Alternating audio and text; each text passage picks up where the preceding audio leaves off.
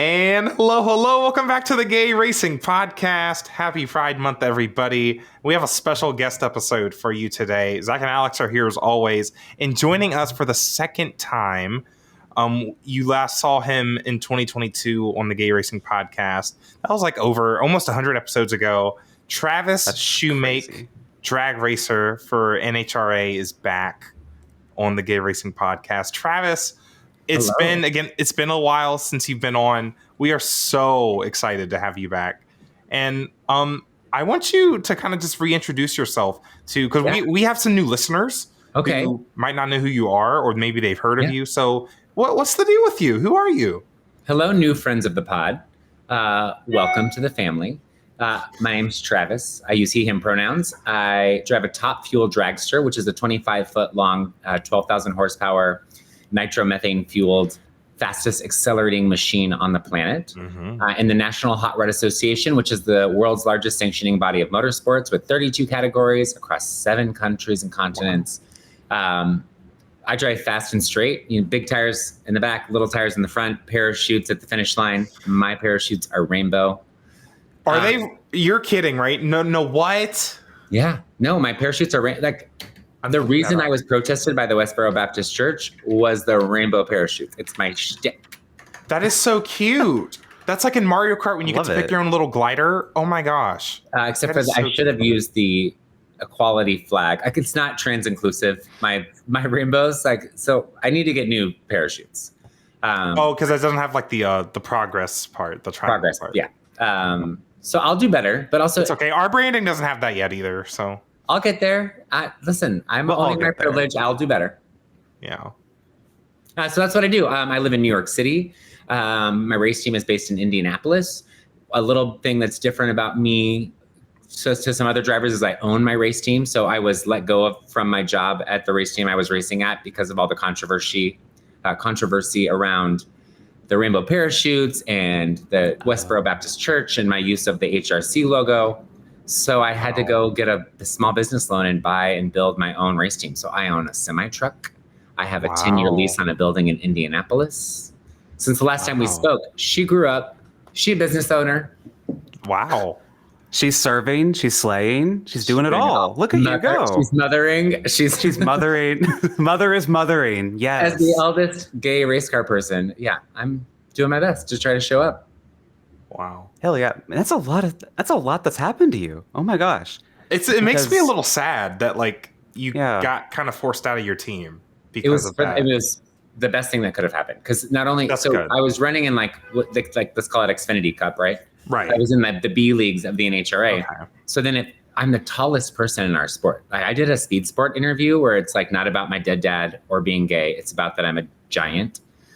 And so I had to build a custom race. The car that I got fired from was the only one I fit in. So if I'm going to build one, I might as well build a cup car, right? It's if I'm going to do all this, I'm not going to race the minor leagues. Right. So it forced me to have to step up from 280 miles an hour to Top Fuel, which is about 340 miles an hour. It pushed me into a big decision that I needed to make because also now it's a business that I don't give away money. I get the money from one person and I was throwing it away at a bigot, giving it to a bigot. Now I get to fail every day and have the U.S. government, when I do my taxes, be like, "You sad man. Here's the wait, this is the 3rd year in a row you're running this terribly unprofitable business." No. It's okay. You're not alone. Racing's not profitable. No, racing is not for money. You don't do it to make money. No one does it to make money. No. We do it because we love it. For some reason, we love it. I'm turned out to be something good. I want to ask you a question. Were you 2 years ago when we had you on in summer 22? If we told you, "Hey, you're going to be a team owner now," what would your reaction have been 2 years ago? I think when that question was asked 2 years ago, I'd be like, I have no interest in that. I just want to drive and work on sponsorship and show up. And now I have an Indiana driver's license. I have a landowner in the Midwest. And I would never have thought this would be the case. Or I thought that was 10 years down the road, which also is fast tracked the way I think about, I would like to win a race or two before I hang up my hat and start letting other LGBTQ drivers drive my race car. So yeah, it kind of has fast tracked a lot of things. I thought like someday I'd be 60 years old, smoking a cigar with, some twink driving my race car. And now it's like, based on the way I'm doing this, that's like 6 months from now. Oh my gosh. If you are a twink who wants to get into drag racing, we know a guy. I would only let a BIPOC trans youth from the Midwest drive my race I car. love that. Love that. That's because awesome. they need opportunities. Because yes, and that's been a big part of, again, kind of owning the privilege. I'm a 6'4" cis white guy with a famous dead dad in my sport, knowing that I have it pretty. Like, it's tough, sure, but it's also not. It could be a lot tougher. Yeah. And how do I leverage the moments where I'm celebrated? I was in Columbus, Ohio on Sunday. I'm the champion of Pride for Columbus Pride, which is like 700,000 people. It's like the 5th largest Pride in the country. And I was like, I'll give back my time. I would rather there's like, thank you. I'm not even going to go to the parade or the festival. Let's celebrate true diversity. And I appreciate this because Ohio is a very motorsports state. But there's so much more work to be done in other areas besides celebrating a white guy. Right. Yeah. I can respect that. And you mentioned you're in Top Fuel now. You made your debut in that earlier this year, right? I did. And I guess it's only been April. Yeah. So April 3rd was my first race. And I raced the 4-time world champion, Steve Torrence, in the first round. I recognize that name. Gosh. What was that like? Well, not well, bitch, because I lost. But I lost on my own mistakes, which was really cool as a driver and an owner to learn, what I did to cause that to happen. So I had been prepared. So, on race day, you're prepared to pedal in drag racing, which means if the tires start to spin, you release the throttle and get right back on it, so that you can regain traction. And if you blow up the engine, you blow up the engine, and it's $100,000 piece of metal. But it's national television. It's your debut race. And I was like, I'm going to pedal it. I'm going to pedal it. I'm going to pedal it. And 50 feet off the starting line, my foot pedaled the throttle unnecessarily, which disengages the clutch timing system, all of the computer systems. And so then my car, it's shutting off all of the systems. And I'm like slowly watching Steve Torrence pull ahead, which the team believes in the science, math. The math was mathing that I was going to beat Steve Torrence in my first round of racing. And then when you watch it on TV, so my 4 intake, my butterflies above my head are the Arizona flag for that race. And you can clearly see them on Fox Sports close for a millisecond at 50 feet into the 1,000-foot track. And I was done. Like, this is not true. I didn't do it. And then you see Arizona flag. I'm like, oh, I did it. I was so prepared to pedal that I pedaled instantly. So it was a cool experience. And leaving a racetrack now as an owner, yes, you lost, but I didn't hurt anything, right? Everything in that car costs so much money. So to put it back in the race in the trailer with all of its parts intact, and you get like $7,500 for showing up, even if you lose. So you're like, okay, this isn't the worst day ever. That's good. That's how you got to look at it. Yeah. Some NASCAR teams can't relate, like when they go to Talladega and like half the field gets wrecked. So it must be. But I bet you're glad you're not in NASCAR, because that's you definitely don't make money over there. No, if this car ever gets hurt, we're gonna take a break. We're gonna be out for a while because it's $1 million piece of metal. Wow. And I love what you talked about last time. You kind of like educated us a little bit on that. There's so much that goes into drag racing, going in a straight line. There's so much that goes into that. And you made your Top Fuel debut. Was that in Arizona? Yeah. And that's your hometown, right? Like where you're originally from? Yeah. So how special was that? Like, did you feel any extra pressure from that? Absolutely. I mean, I threw out the first pitch at the Diamondbacks game, at their first game of the season. Oh, that's cool. The governor, we took it to the state capitol and put the governor in it. I was like, if I sneezed, there was a television article and news story about it because it was my hometown. My dad was the first person in the Drag Racing Hall of Fame from Arizona. My mom was the second. It's like our thing is Arizona and drag racing. And there was a ton of pressure and eyes. I had about 100 guests a day. And to put it into perspective, I raced in Chicago 2 weeks ago and I had 2 guests. So it was 100 guests a day over 3 days, a lot of pressure and attention, which I was fine with. I was, but now I know now being in Chicago, how easy it was, like to just be under the radar, where it's like, I don't have to feed and entertain, and people are worried about parking passes and media. No one interviewed me. No one needed a parking pass. I just drove race cars. And that was a really cool kind of opposite experience from Phoenix. That's crazy. And we talked about a different form of pressure last time as well, because 2 years ago you had said you felt a lot of pressure to represent the LGBTQ plus community as well. And I'm just curious as well, how are you feeling 2 years later?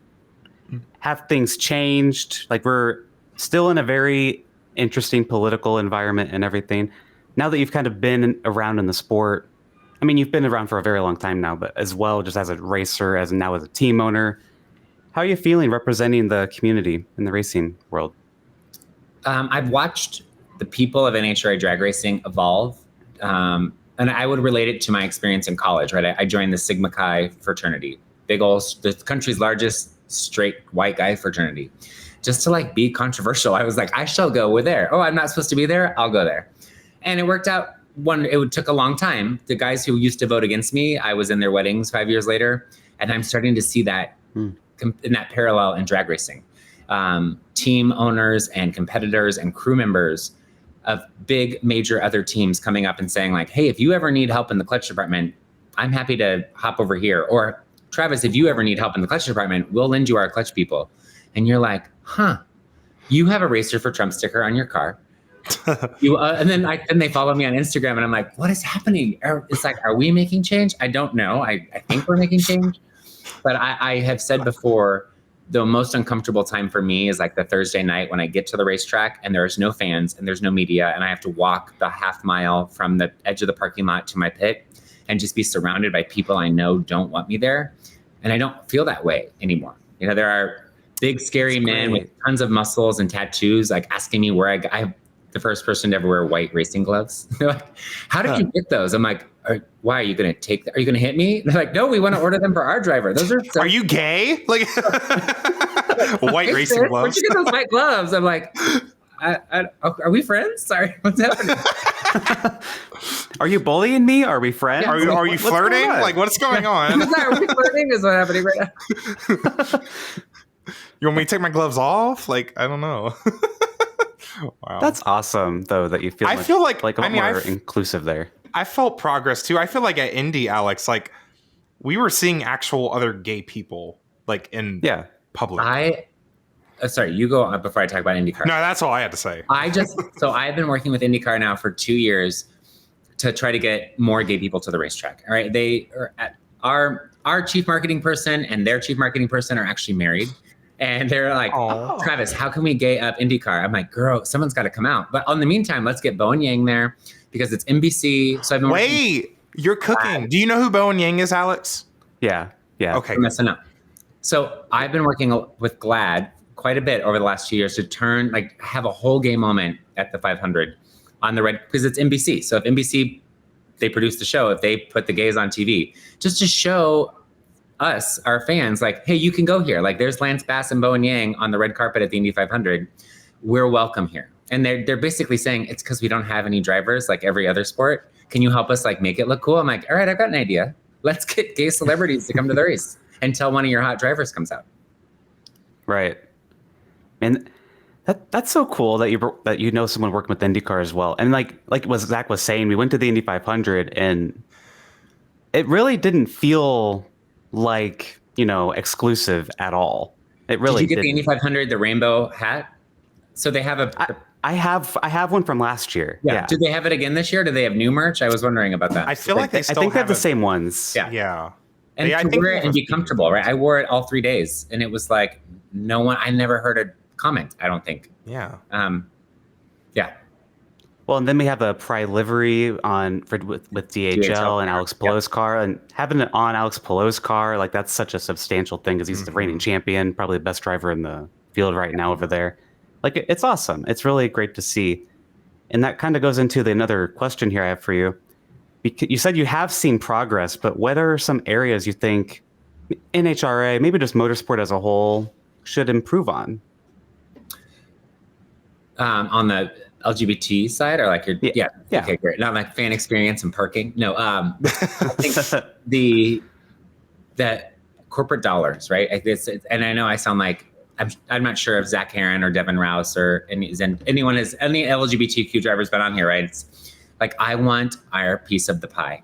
And that kind of goes to the IndyCar thing. It's like, we deserve representation on the red carpet. If you're flying in all of this talent to pretend that they like IndyCar, why aren't you flying in the gay people? Right. And that's, to me, on the money side of things, it's all of these companies that get 100% on the equality index. There are 40 companies in my sport alone that get 100% on the HRC equality index, and none of them have a logo on my car. And 2 of them give multi-million dollars to race teams that main people have like recently said the N-word on TV. And you're like, I don't think that DHL, I don't think that they like, you can't have the rainbow livery in IndyCar and then give $9 million to the drag racing guy who says the N-word. Right. What is happening? I'm right here. I don't understand. So to me, it's that financial, because there's so much money in motorsports. And I was, again, in this time in Columbus, they're like, well, I own a bakery and like a used car dealership, and like, we could change our marketing strategy so I could give you $2,500. And I was like, give that $2,500 to a LGBTQ nonprofit, because I need $100,000 a weekend. And it is not LGBT business owners' money. It's Verizon's money. It's Toyota's money. We don't need to be gay funded. We need to get the straight money to the gay athletes who represent the consumers that use their products. Right. Yeah, because it's all about, you put your money where your mouth is. I've already been like a hard, cold rejection from Celsius. I still drink 3 a day. Gay white men make up 11% of their consumer base. I have pitched them. I have presented them. I have hosted them at racetracks. Celsius it's just an example. This is like the best pointed example I can be, where it's like, it is on a platter. We are your consumer. We spend all this money with you. You spend all your money in motorsports. I deserve 11% of that. And they're too scared to disenfranchise the 90 other percent that are going to be upset because they put their logo on a gay guy's car. Yeah. I'm still going to keep Celsius every day, but it's just a bummer when you're like, I proved it to you. I gave you and the math is mathing. It's all right here. Right. Yeah. It does say a lot though, that like NASCAR and IndyCar and a lot of the corporations are like, we do want gay people's money. We'll happily say that. But what you're saying here is that they just don't want to give the gay people their money yet. They don't want to do the opposite way. And I think that keeps a lot of drivers like from coming out. I'm not saying there are any, but like if there was a driver in NASCAR, IndyCar, why would they come out? Why would they come out? Because you're just risking losing sponsors or making sponsors like feel uncomfortable. Which they're just going to go somewhere else, spend their money somewhere else. I'm so glad to have the sponsors that I have. And some of them are big, like Kroger Fry's is a Kroger brand. And having them heavily involved in my program is like kind of groundbreaking. I'm going to the Goodyear factory for Pride Month and speaking, and I get to fly in the blimp. Like I'm starting to see that change. And I spoke this morning with Toyota's employee resource group to kind of kick off their Pride Month. Maybe it starts with those conversations, because the person that's watching me on Zoom eventually is going to be the decision maker in the room, who's going to be like, hey, 10 years later, I might not be the one who gets the gig, but I hope that my involvement in motorsports opens up a door for someone else to get the gig. And we'll all be laughing when the rainbow Celsius dragster's driven by some trans athlete. Like, oh, I swear I tried for 3 years. That's great. And now we have a couple questions from some of our Patreon subscribers. This first one's from Avery. So Avery wants to know, how much throttle control is typically required during a top fuel race, and how much of that varies based on track temps, weather, and which lane you're in? Kind of a techie question. Yeah, we talked about this a little bit last time. I'd love to hear more. So as we learned in my experience in Phoenix, the car runs on fuel throttle. There is a sensor at the back of that pedal that if everything is going correctly, all of that is managed by the crew and the timing and the clutch, right? So I drive a 6-disc centrifugal clutch with 5 floaters. So there's 11 clutch discs that are timed down to the millisecond in a clutch box that is adjusted seconds before I take off. Even like after I do my burnout, they are still adjusting what they think they want to do on the track. So as the human, my job is just to keep that in contact until that pedal all the way to the floor until I feel loss of traction. So then I'll start pedaling the car. the things I can control in the car are trimming the fuel, right? So that the fuel pump, when I pull it all the way on, the first thing I do is then get it back to about 95. So I do have a little bit of job when it comes to how much fuel is pumping into the engine. But that's about, trimming the fuel is the most I can do until I'm in battle mode, which is when, as soon as I lift that pedal and the clutch disengages and I'm just on my own womping the gas to get to the finish line. It's all computer and the 6 people behind me's brains until that moment of chaos. If that makes sense. Yeah. And how much does like the track temp and weather impact? Like, is it cooler temperatures and everything? So we see that a lot in NASCAR and IndyCar. Oh, it changes everything, and it changes it by run, right? So everyone has these. They still use it's a pager. The weather system that's attached to the top of my race car trailer is a pager on somebody's hip that they're looking at and adjusting. But it changes by the round, right? So when you draw your matches for the first round, and every round, it's based on who has the lowest elapsed time. And they decide, like, do I want to be first because it's earlier in the day? And they can choose up to 10 minutes before if they want to run now, or they're like, shoot, there's a cloud coming. We want to run in 2 pairs because that track temperature is so huge in affecting how the car is going to grip and stick and how it's going to affect the tune-up of your car. Because some cars, like my car we think will do well in Norwalk because it does well in humidity and heat. It likes a hot track. And there are other cars that do better in Denver, Colorado, right? That tune up in that car like a different kind of altitude. But the importance being that 2 hours ago, I was on a phone call with my crew chief, Gerda. So I have a female crew chief. And she was like, how much money do we have for like things that we kind of sort of want before Norwalk? And I was like, I don't know, like, you have $3,000. And she was like, I want a new weather system. I'm like, we've only been to 2 races, bitch. What's wrong with the other weather system? That's how important it is. I was like, it's literally 2 races old. And also we finished 22nd of 22 cars in Chicago. Like, I don't know that the weather system's the problem. Right. But I was like, hey, but if that's what's important to you. And she was like, I just wanted to know because I can fit it in to figure out the budget. But I want a new weather station. And I was like, okay. Can't we just like ask someone for their pager? Because it's all like, can't we just grab somebody's hip or like, but it's very, very, it's important enough to where I was just bamboozled into letting a new one be purchased after 2 races. Wow. Yeah. And at Indy, we were just checking our weather apps. So that worked for us. Yeah. So we're doing something a little bit different though. Like, I'm sandwiched between like the fastest cars in the world and they're my teammates. Like, can't you just ask them what the track temperature is? I don't understand. Isn't that the whole point of the team thing? Oh my gosh. We're gatekeeping the weather? Like, is that what we're doing now? Like, Jasmine Celine is my best friend and teammate, like sassy little Latina race car driver. I'm like, are you withholding the weather from my team? I'm going to stop paying rent if you don't start telling them the track temp. That's really funny. Something I just thought of, if there's like a cloud, like maybe there's like a niche situation. If there's like a cloud like halfway on the track, like not at the start, like middle of the track or something, does that impact the setup as well? If there's like one cloud that's coming across the track? It depends on how long it's there, but absolutely, right? So yes, in a positive way, right? We want low UV rays, but a hot track and cold air. So there's like certain times where like this is going to be called Disneyland. The elements or the atmospheric conditions in New Hampshire this weekend where they call them like Disneyland because it was cold, it was overcast, but the track was hot. So like you want it to stick, but you don't want the direct sun and you want that crisp air.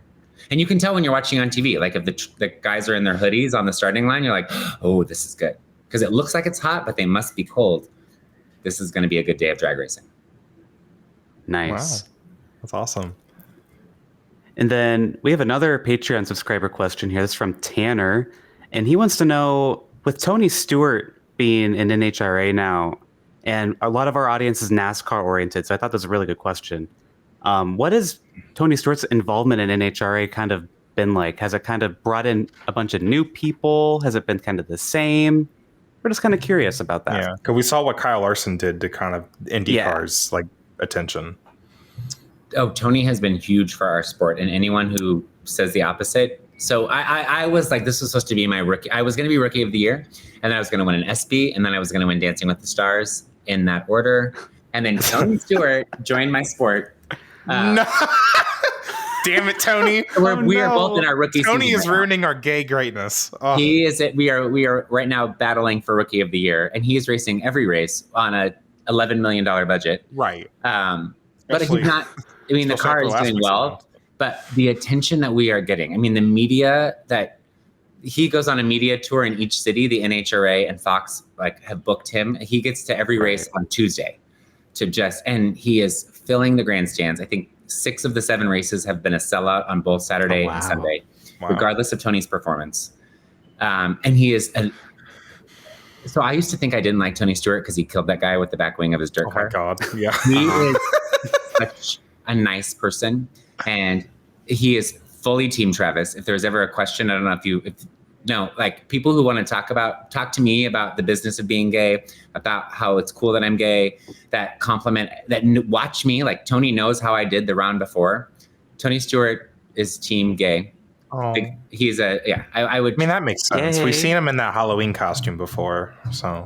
I've not seen him in this Halloween costume. I'll be looking up. Yeah, you'll find it.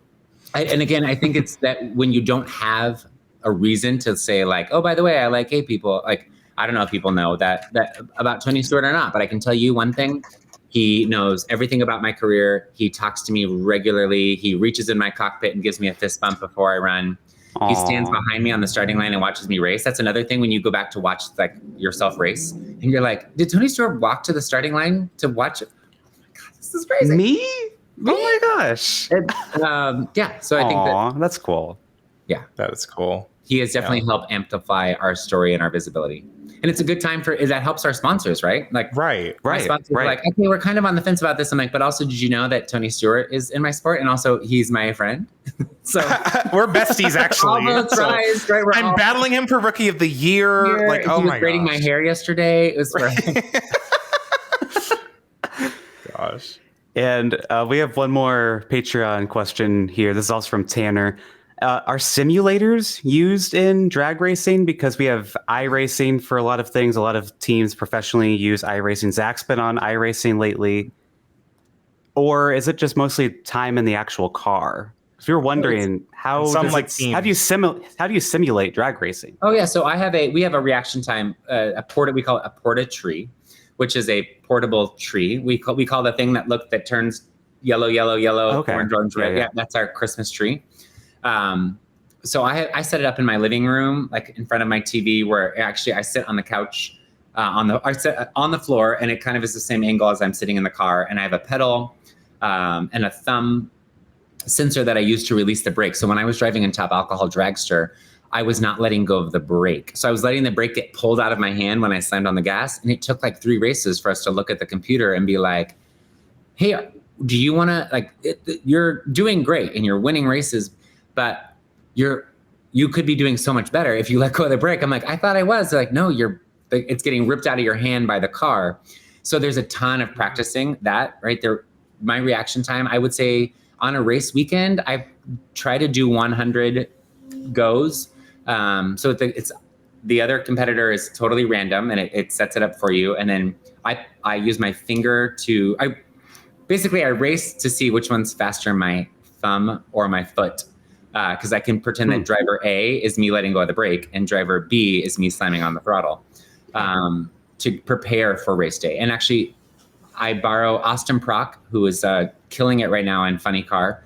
His comes from a multi-generation of tuners and legacy in our sport. He lent me his setup, which again is one of those like, sorry, what? Austin Prock just came in my trailer and was like, here, use my simulator.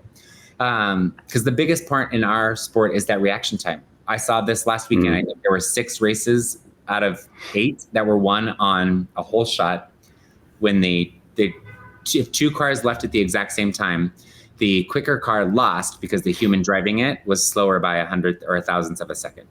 Right. That's the only thing I can practice. Yeah, my brain is never going. Alexis DeJoria, who drives a Funny Car, her dad is Paul Mitchell. They used to own Patron. They're like, oh, there's a Patron race car. I'm like, well, she owns it. It's her brand. Like, She told me it took her about 150 times going 300 miles an hour for her brain to catch up. That the first, right now, I am water skiing behind a boat, but eventually in 150 times, I will be driving the boat. But your brain cannot operate that fast, right? It's kind of slowly reacting as the boat goes, but your brain will catch up. It's just not humanly built to go that quickly. Wow. That's so fascinating. You can read the signs on the racetrack now. To me, it looks like the start of the like Star Wars or Star Trek episode where like the warp speed takes off. Yeah, it all looks like that to me. She can just read it. She can that's read. awesome. She can read so the signs crazy. on the track because her brain has learned how to go that fast. That's insane. Wow. My brain is very slow, as Alex Zach, has found out. Could you do that on our road trip away from Indy? Could you like even read the signs? We're going like 70. Could you be able to read them? Yeah, I could read the signs, but okay. I wasn't. I wasn't going to spend all that energy reading the signs now. Right. Oh my God. Well, if you want to be able to ask a question to a future guest, you can go to our Patreon, patreon.com/gayracingpod. But Travis, we have one more little question for you, and it's our new guest question. This is new for this year. Isn't this like the second time we've used it? I think so. I think. We haven't had a guest one yet. Oh my gosh. Yeah. I'm excited. It's summer. We're going to get a lot more, and it's Pride Month. Yeah. And this is very fitting for Pride Month, this question. So we're going to ask you to marry, kiss, or wreck. And it's the 3 most recent winners in NASCAR, IndyCar, and F1. So you have Austin Cindric, you have Scott Dixon, and you have Charles Leclerc. Do you need pictures of like any of these guys? Nope, I'm good. Thank you so much. I was wondering because like I thought if any of them, you'd be like, who the heck is Austin Cindric? No, I know who Austin Cindric is. Yep. I always try to picture who they're, because I try to steal all their sponsors. I'm like, is that the Discount Tire guy or the Dow Chemicals? Right. Discount Tire guy. Yeah, I know who. Yeah, I was like, that's Austin. I would marry Scott Dixon. Oh, is that one of the things? Wait, did I just? Is that not even one of the things? I was like, you guys, I want to marry Scott Dixon. Yeah,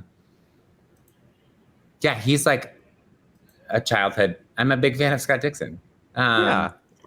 I would. Wait, what are the other options? I'm doing it now. I'm just doing marry, kill, murder, or whatever the other one is. Or you have Austin Cindric and Charles Leclerc. You are kissing or wrecking. I would wreck Austin Cindric because I worked on for multiple years. I've been working on Discount Tire, and when he won the Daytona 500, they were like, "I think we're good on brand representation in motorsports. We just won the Daytona 500." Oh my God! So I would wreck him. That leaves me kissing. Yeah, that's a good. Ryan Blaney should have won that race instead. That would have been a win for gay people. It would have been. I was on. They were about to sign the deal. No, that is actually heartbreaking. That oh my sucks. gosh. Oh my gosh. And they're like, we have so much earned media right now. It would be silly of us to spend money. But I agree. Wow, it's okay. Well, at least he didn't win in that car at Gateway. So yep, true. At least you get to kiss Charles Leclerc. That's fun. That's a good one. I think you made very reasonable choices, and I like the variety we had. Scott Dixon's a daddy. Charles Leclerc is a. I wasn't. I mean, I know that the group outside did not get to see the gentleman who handed me my martini, but like I like an older guy. Daryl's an older guy. I like. Oh my gosh. Are you guys going to come to a drag race soon to hang out with me at the track? Aren't you guys going to Richmond? I went. They to are. I'm not. Yes. Oh. But how far away is Norwalk, Ohio? Norwalk, Ohio. Okay, it's probably far. I've never heard of it. I live in Missouri and Zack's in Virginia. Yeah. Okay. It's not that far from either of you, but I don't know how maps work. I'm actually looking at a map now. I'm like, I'm trying to figure it out, and like I feel like I'm going to race in St. Louis. So I'm racing in St. Louis at the end of September. Hey Zach, you hear that? September. I'm trying to get him to come to Kansas in September. Girl, if y'all don't, I'm glad someone else on this podcast called Alex a bitch. That was the highlight of the episode. Oh my gosh, Travis, it's been so fun having you on again. So much fun. Thank you for having me on again, and I'm happy to participate. I can be shadier too. Give me one more martini. Oh my gosh, I'm gonna loosen my top. Give me. We're gonna get in trouble this week. I was already getting myself in trouble on our episode this week. I was making fun of some IndyCar drivers, but wow. I mean, so Travis, where can people find you on social media? So Travi Shoe, because like when you know me, you actually call me Travi. I don't go by Trav. I do go by Travis technically, but there's a lot of Travises. There's a lot of millennials named Travis.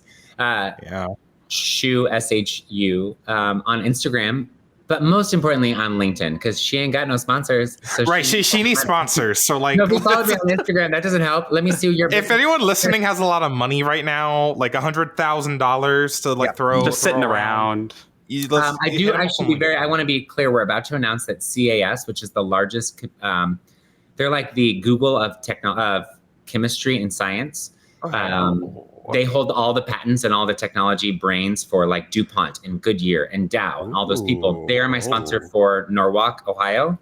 And not only are they sponsoring me for the race, they're only putting a small logo on the car and using the space on the car to promote Stonewall Columbus, which is a LGBTQ center.